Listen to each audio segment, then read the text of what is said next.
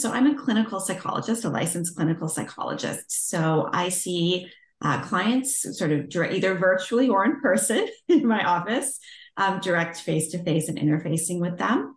But my background is very research-based. So I did my PhD at Queen's University in Canada, really focusing a lot on women's health from the research side, pain during sexual intercourse, how that impacts relationship, how that kind of works.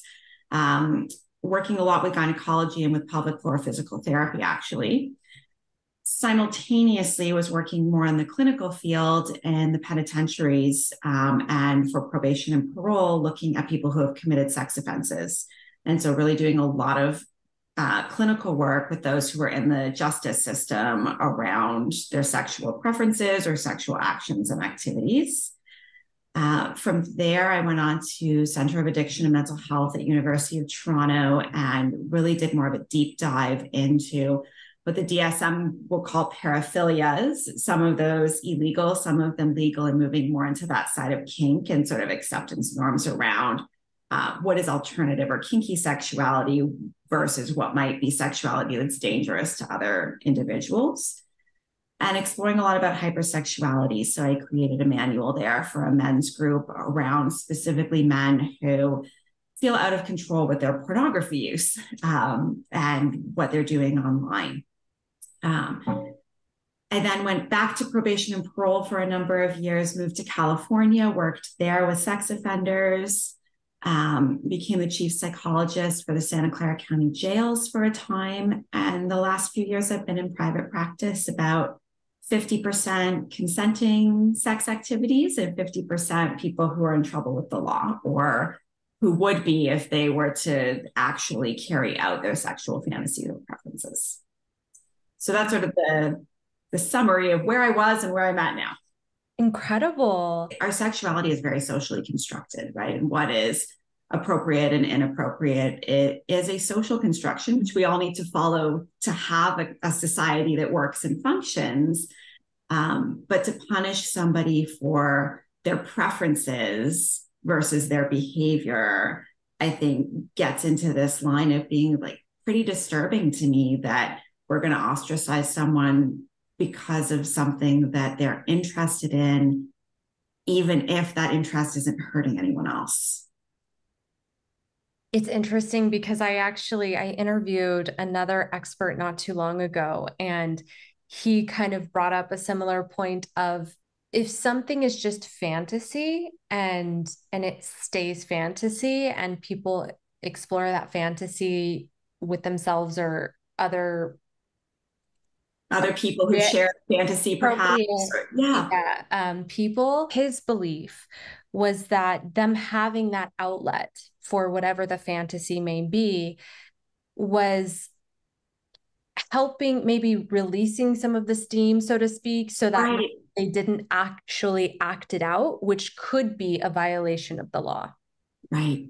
And a violation of their personal ethics or someone else's safety. But I agree. I think we've looked at it for a long time as a slippery slope where don't let someone fantasize about something or they might do it, as opposed to this vessel that needs a release. And if that release is done in a fashion that's not hurting anyone, actually might keep them from moving into a place of offending against another human being. Yes, absolutely. Well, then with that being said, I'm curious, what are your thoughts around fantasy? Yeah, I think it's really important whether your fantasies are in the legal realm or not. Fantasy is just a really important part of being human. We all do it to some extent. Some of us do it more sexually than others, but fantasy in general doesn't even have to be sexual. And I think a lot of people that I see have fantasies that I label as much more romantic or connecting than sexual, actually, and this fantasy about who they are in relation to other people or how they can play that out, as opposed to something that is more purely sort of about pleasure or sex. And it is an integral part, I think, of our happiness and our personality and who we are. So certainly shutting it down can be pretty detrimental. Yeah, that's fascinating. At Live Jasmine, so much of what the models do is essentially explore fantasy with people and become this outlet for people to explore whatever's in their mind and their sexuality and kind of giving people permission to do that. But it seems like in most of our society and culture, fantasy is something that we're not really encouraged to explore Right. too We're deep. supposed to grow up, right? We encourage children to fantasize about things in childhood. And then somehow we introduce the word sex into it or hit puberty and start to grow up, and now it's bad or wrong in some way. And we just shut down that idea that having this alternative universe in our brains that can bring us some healthy escapism or some pleasure or a place to explore our identities safely before testing it out, like all of those things are actually pretty actively discouraged in adulthood. What consequences do we face, if any, if we don't explore our fantasies or our true sexuality and sexual preferences? I feel like I have girlfriends who got married very young and had children very young, 20 years old, and they haven't even really had the chance or given themselves the chance to explore themselves sexually. They kind of stick to the traditional Right. teen with their husband, but it may not actually be what's fulfilling for them. And it's starting to show in some ways. Yeah. So I'm curious your thoughts around if there are consequences around us not exploring fantasy and just ourselves in this way, and what some of those consequences might be if there aren't. And I think sometimes they're obvious, particularly in a therapy setting, because someone came into therapy for a reason. And so sometimes they can be more obvious where they can cause depression, even. And cause might be a strong word, but be associated with depression, that there's this piece of yourself that isn't fulfilled, that you either have an inkling that's there and you've shut it down, or like you were saying, just have never even thought to explore it and it's completely missing from your life and you know something's missing but you're not quite sure what it is. And so I think that it actually does correlate with a fair amount of the mental illness I see with people not being given an opportunity to be their full selves. We tend to see sex as something frivolous or some sort of bonus that you might get for a while or something that's for young people to indulge in.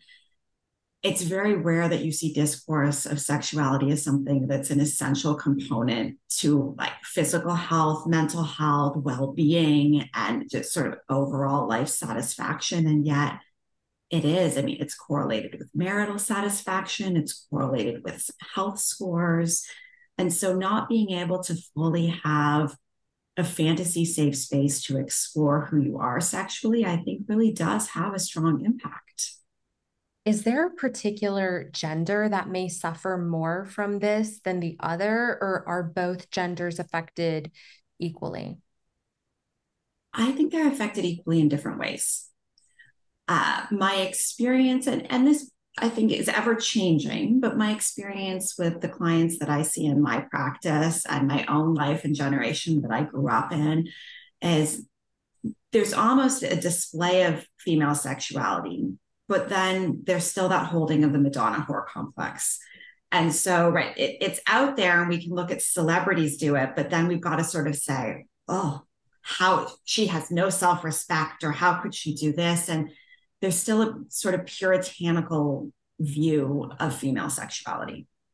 And so I think a lot of women are either afraid to explore or they're labeled in a particular way and their exploration is still constrained by how society views women's sexuality.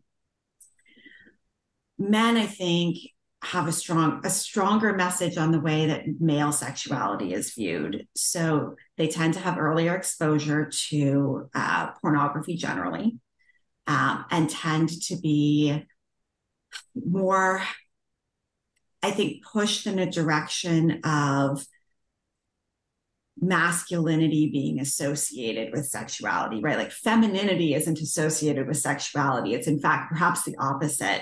But I think there's this pressure on men to know it all and be it all and have seen it all. And that's really tough too, but just in a different way. It's so fascinating because you're right.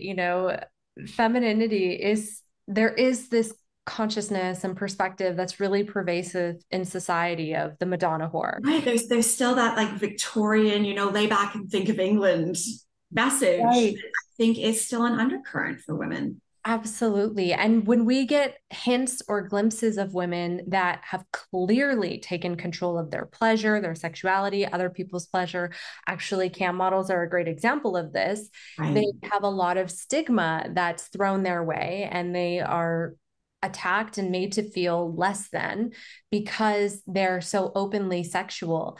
And yet, it's just fascinating because as the feminine and women in general, we tend to actually be the gatekeepers of sexuality. What is it that the men are Right. after?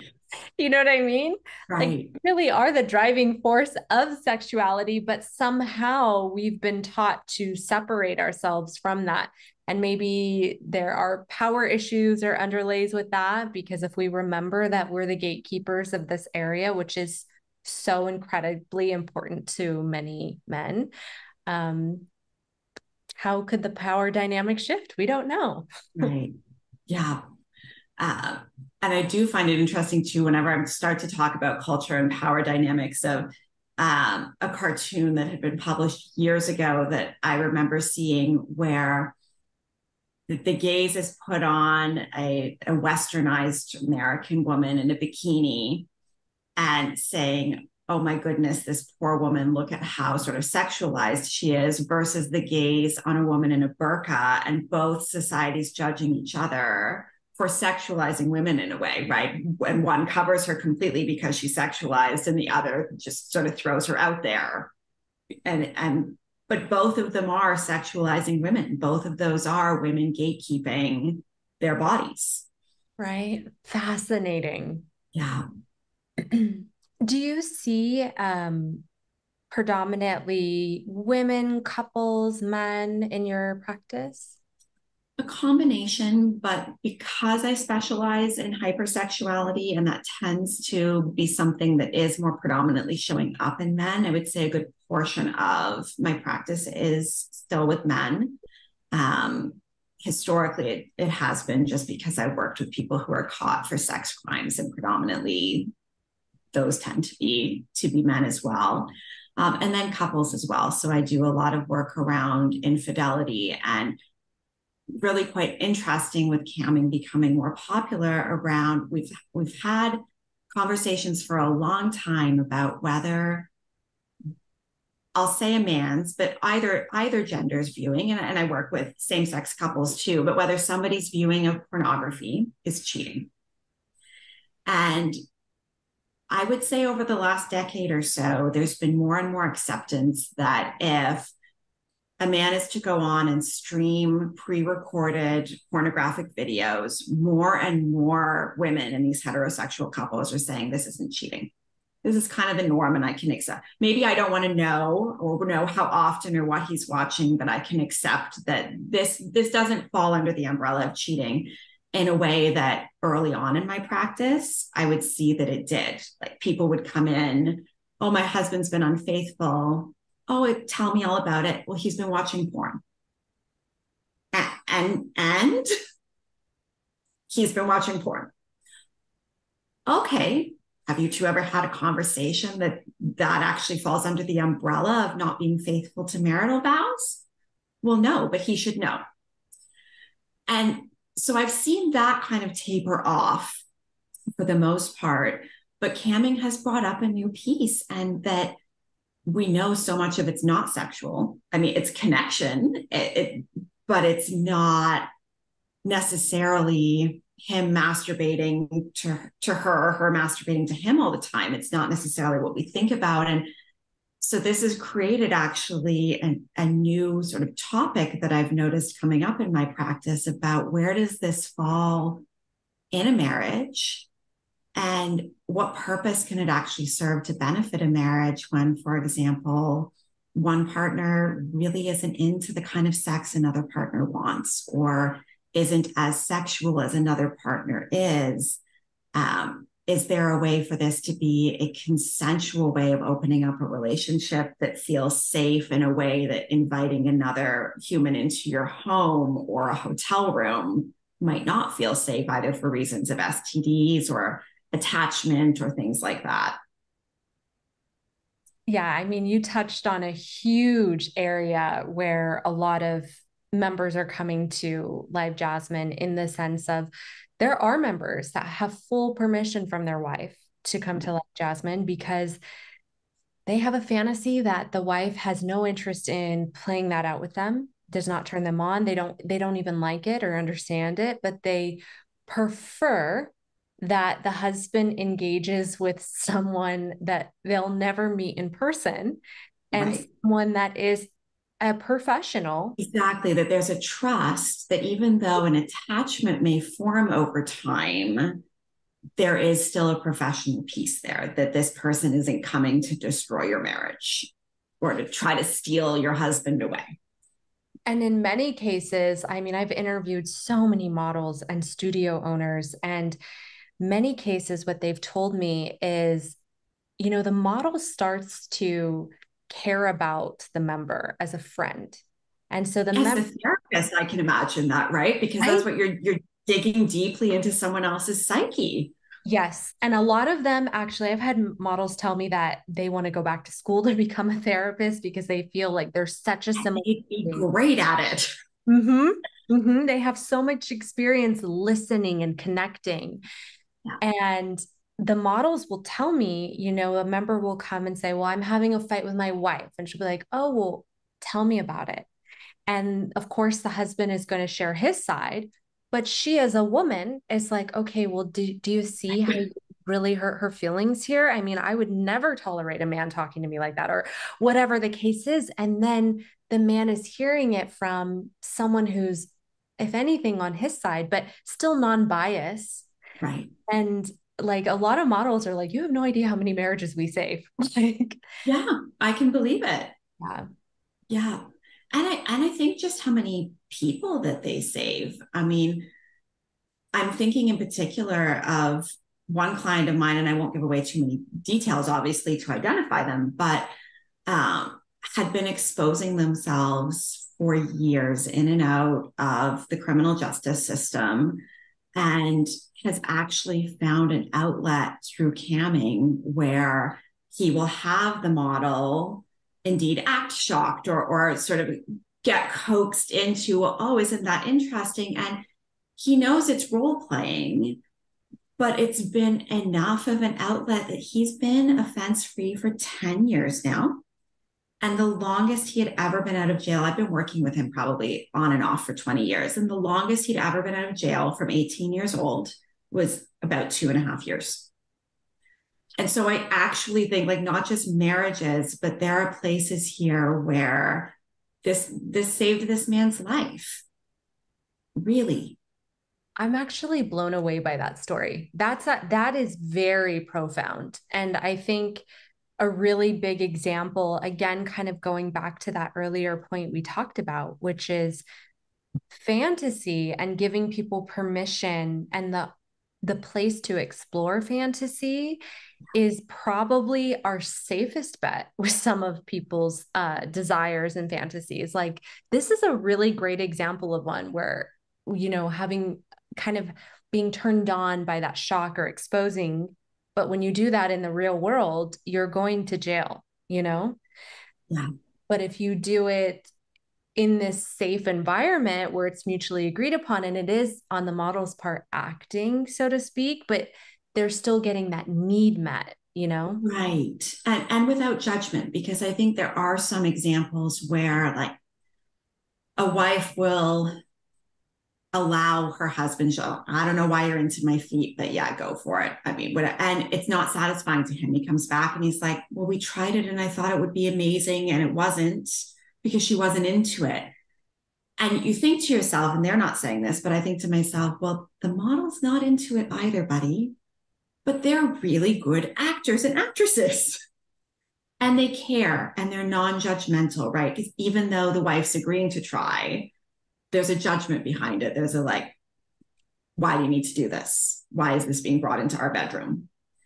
And so there is a space that, is it the same as finding someone who truly shares your kink or interest? No. But is it the next best thing and perhaps good enough for many people? Certainly for this guy, it was. He had tried something similar and formed relationships at a massage clinic, but it was constantly rated, right? Because it's not legal. And so to be able to do it from the safety of his home online, where he doesn't have to worry about that sort of thing, I mean, and to build the connections, I think at this point, he is still exposing sometimes, but he'll talk to me and he sees me far less now because he's built human connections with some of these other people online, and he'll just talk to them about his day. It's So it's fulfilling so many purposes. really interesting. Well, I'm really glad to hear you actually have clients who have shared their experiences with you about camming. And I'm curious from your professional point of view and the experiences you've seen with your clients, what is your perspective on camming and its uses and roles um, in society? Uh, I think it is part of sort of the oldest profession in the world, right? It's sex work, and I think that it's done in a way that can be safer for both the model and the person using the service. From a practical perspective of STIs and physical safety. But I think also in some ways, it from an emotional connection piece, because that person is a little bit more accessible to you in ways they might not be when you physically have to go somewhere. And the privacy behind it, right? That safety piece, just from like psychologically knowing that you're not going to be seen driving somewhere or like in a certain neighborhood, or that. So there's a piece that it's providing this virtual aspect that is maybe more safe and appealing. Pornography, and when I created the group around helping men with problematic pornography use, viewing pornography and masturbation are great things for people to have and to do, but they're very much about just yourself. And when you have sex with a partner, you suddenly need to think about somebody else. It's a little bit more effort, it's a little bit more work. And so it can be easier to escape into this world of pornography and feel like it controls you rather than you control it. When we talk about something like camming, I think where the advantages is that, are there still people who feel out of control with it? Sure. But it's creating a connection. It's not you passively observing someone else's fantasy that they're trying to feed to you. It is you exploring yourself with another human who is giving you feedback. And I think the value in that for people who are either socially shy or awkward, who feel stigmatized about their own fantasies and sex life, who don't feel stigmatized but don't have an outlet because they're with a partner who's not interested, or partners who aren't interested. People that even act out, I don't know here if we're getting into an area that's too contentious, coming back to sort of criminality in pieces. So I just think that the uses are so widespread. My end of the work would be more working with people who are using the service. And I have not had the opportunity yet to work with someone who is a model themselves, but I'd imagine that also just the safety and comfort of knowing that like there's that end button on your screen. And if this person is no longer treating you respectfully in the way that was agreed upon, they can be disrespectful. That's part of the kink and the role play, but not treating you respectfully as in adhering to the guidelines, the consent, that sort of thing. It's just a much easier, safer way for the models to be able to just be done with that individual. Absolutely. And I have heard that from models, that also kind of going back to one of your earlier points of feeling much safer being behind a screen as opposed to in person. Models feel a lot safer having a platform that's an actual organized business involved in keeping everyone safe and protected. Yeah. And they know if something really gets too far out of hand, there's an organization behind them, and vice versa for the member too. If there's some type of issue, there's an organization behind this whole ordeal that's And there. it's all above board. Yes. Yeah. And it's here to make something right if it needs to be righted. Yeah. So no, I see so many positive uses. And as I said, I think, there's going to be the negatives that are always the negatives with any kind of new technology or sexuality thing. And that, is this coming up in the infidelity conversations? Yes. But was it video porn before? Yes. So it's going to sort itself through. It's just going to be a new conversation couples need to have as they're getting serious about one another, right? What do we agree upon is our sort of model or way of having a relationship? What is cheating, what isn't, and how do we get on the same page? And this has to enter the dialogue now. And I think in many ways that's great, because couples do not talk enough about sex. Oh my gosh. They have it, but they don't want to talk about it. It's fascinating. And this is just my own personal opinion. I don't know this for sure, but part of sometimes when I see these relationships between model and member develop so fast and they last sometimes 10, 15 years, Right. these really intimate bonds, I'm like, okay, what happened here for this bond to form? And sometimes I think it's the intimate communication and vulnerability there that creates this strong bond of like, you're a safe place for me to communicate about this thing. And not even my wife is, like, I think communication about sex and our sexuality and needs and whatever the case is can actually be so bonding. And I think it's part of why people like cam models, because they're able to talk about it in that way. Yeah. And people can really be themselves. They don't have to worry if they feel like one cam model didn't get them or wasn't the right fit.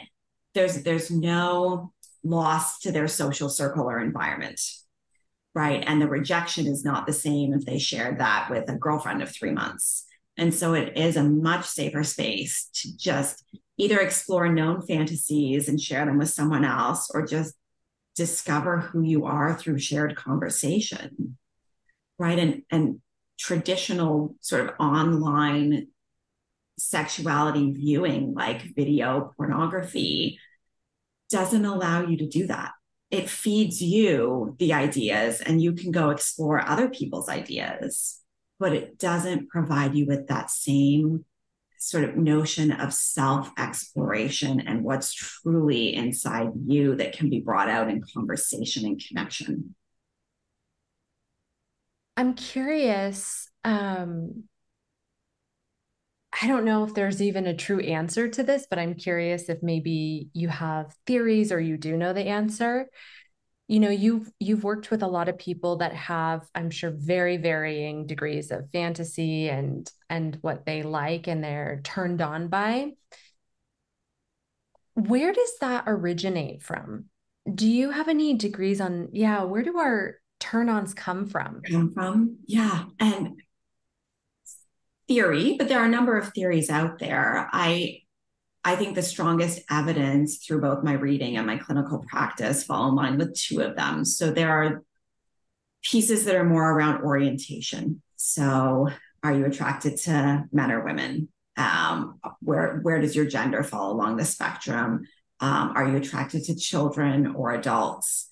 That all of those things are inborn. It's something that happens in utero, and that it's pretty difficult to change. And there's been a fair amount of evidence to support that in the literature, that there are just some things that I'll call it environmental still, because I'm not calling it genetic, I'm calling it in utero. So maybe some combination of genetics and fetal environment, but there's no evidence to me to suggest that I'll take pedophilia, for example, that once you're attracted to children, that ever truly goes away, that is a piece that's part of an orientation. And for some very unlucky people, that's exclusively what you're attracted to.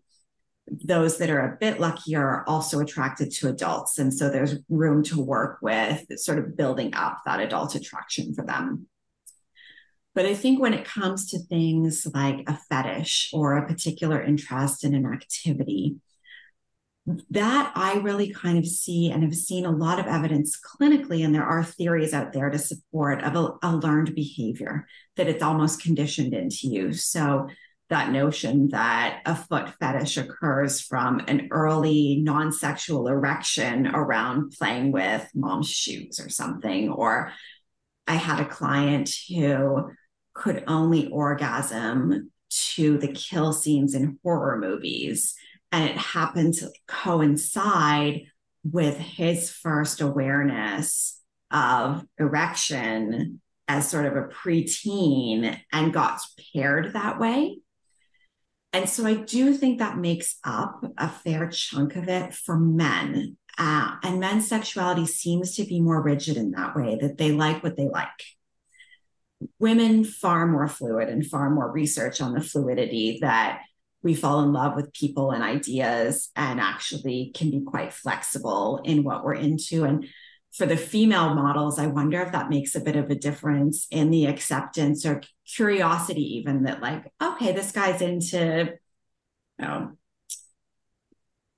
so I keep going back to foot fetish because it's the most common, but this guy's into some strange out there thing I've never heard of before. Like, okay, I feel connected to him. Like, let's see how it goes. Like, she's not perhaps into it at that point. Maybe it opens her mind to something interesting. Maybe it doesn't, but women tend to be a little bit more fluid and curious that way. That makes a lot of sense. So you would say that men tend to, their sexuality or their preferences, most likely started in the womb, but then certain fetishes or kinks or whatever may have kind of happened somewhere in adolescence. And once that is cooked, so to speak, that's how it is. Like, yeah, it's pretty hard to change it. And it doesn't mean more things might not be added as a particular interest, but it's pretty hard to change those early sexual sort of associations. And there's further theory too, that some of that difference between men and women, I mean, it's hormonal, all sorts of things, but that also, I mean, men's sexuality, so to speak, is like right out there front and center, and a huge focus of puberty, right? Like suddenly you're getting an erection because the wind blew by. And so there's more opportunity to make a random association that somebody else might not think of as sexual. Whereas women, there's far less concordance, right, between our genital arousal and our mental arousal. And so it may be that those sort of learning experiences are just not as strong overall for women as they are for men or boys at the time. fascinating. I'm sorry, but that is just also Yeah. fascinating. Yeah. Yeah, it's the whole thing. I mean, I feel so fortunate to be in the career that I'm in. And it's just, it's never a dull day or a boring moment. It's all just so fascinating. And so much new research is coming out all the time around all of this stuff, right? Like what we know about fantasy and sexual arousal has just like changed drastically in the last 20 years. And it's just so cool to see at least researchers embracing a little bit more about talking about sex and what's going on with sex, even if it's not totally percolating down to the general public. Yeah, I'd love to touch on that. Are you seeing a explosion in people wanting to research and talk about sex more? Are you seeing it more in the academic field as opposed to the general public? What are your thoughts on this? I think it has been gradually increasing academically. Like I do see many more programs around human sexuality now, a lot more interest in or pulling outside of the field of medicine or psychology, like programs actually devoted to the study of sexuality, as opposed to like what I did, which was a PhD in psychology focusing on sexuality, right? That there are actually sort of schools devoted specifically to look sociological, anthropological, psychological, medical, all of these various areas where sex comes together. And so I think that's wonderful. And I do think that has been growing, where we look at the popularity of um, first year human sexuality programs or courses at universities, and how they just sort of explode and make the news headlines and how many students are interested. So I do think that from an academic perspective, there is more and more, but I think we're still in a silo. Like when I think back to that, I think, well, it's because I attend sexuality conferences and I'm on sexuality listservs, and like my world is focused around sexuality. But I think about, you know, getting things published in journals that aren't sex focused, but that might be focused on. I did neuroimaging for my PhD. And so getting an article into Pain that was about sexuality when it's a journal about pain, I think there is more stigma still there. Right. And trying to branch all of that out into other fields. Or when I look at, the number of consultations I get from people who are trained in couples counseling specifically, but don't know how to talk to their couple about sex. Oh, we had one course on it through our whole master's program. But sex is such an integral part of the marriage. And if it's not, that's also something to be talking about. Like, so I do think we have a long way to go. Or couples that, I get some who come in and they're really good at talking about sex and we can sort of hit the ground running. But there are other couples who they've been having sex, but they don't know how to talk about it at all with one another. They're blushing, they're looking away, they're embarrassed, and they've been married for years. So I think we have a long way to go. Wow, that is really interesting to me that, there are couples that are having sex, the most intimate act a human being can do, but are actually less comfortable talking about it. Fascinating to me. Or even asking for it, right? Well, how do you get to the point that you are having sex with one another? Oh, well, like he rolls over in bed, or maybe I like give him a look. You ever asked one another for sex? No. Why not? And you get a whole gamut of responses. Well, that would be unromantic. That would be embarrassing. That seems too staged. And you think, well, if you go back to dating, I mean, you were staging it and planning it out. You're preparing for a date that has sex in it somewhere. You live together, you need to start conversing about it, because it isn't the expectation for most couples that you are going to have it every day. And so you need to figure out a dialogue that maybe didn't need to be there in dating because there was a social normative expectation that the date would end with, or at some point have sex on it. But once we're living together, it changes completely. And couples just don't know how to follow along and say, wait a second, something's changed here. Maybe we need to start talking about this. It's fascinating. It really makes me think that communication might be one of, if not the most bonding thing that we can have. Because if you're having sex, but you're not really connected through communication, you feel like something's missing. It feels off. There's an emptiness. Right. We all know this feeling, right? Yeah. Yeah. But if you have the communication, even if you're not having sex, it's like a deeper connection. And then when you do have sex or intercourse, it's just like it's the cherry on top of the communication. Right. And it is lacking something significantly if the communication isn't there. I wonder too, as you're saying that, I'm sort of thinking about that the notion of camming versus in-person sex work. And I'm thinking back to like that old idea of the phone sex lines, right? That where, people's phone bills come in and their wife looks like, oh my God, $1,000, what was happening? And just that's about connection too, in the same way camming is, and in a way that seeking out someone in person could be about connection, but it doesn't have to be. It really could just be about a quick blowjob and nothing else is being exchanged, right? And so I think there's something really like nice and accessible about a service that I'm pretty sure if we compared it economically back to what a dollar was worth in 1980 versus now, like it's far more financially accessible to people. And gives that connection that phone sex gave, but with the enhancement of a visual. It's like this feeling of knowing they're there if I need something, or this line of communication is just always there. Even if you're not using it, there's this psychological comfort of knowing it's there. Right. Whereas if you feel like someone that you're living with, the communication is blocked and you may see them all the time, but there's a huge disconnect. Whereas you may be getting comfort from just knowing if you wanted to text that person, like they'd be there, you know? Right. Yeah. No, and to be validated by them, right? To be seen. I think at the end of the day, all we all really want is to be seen and validated and connect in that way. And sometimes you don't get that in your day-to-day life. This has been a really interesting interview, like Oh, truly. good. I'm glad.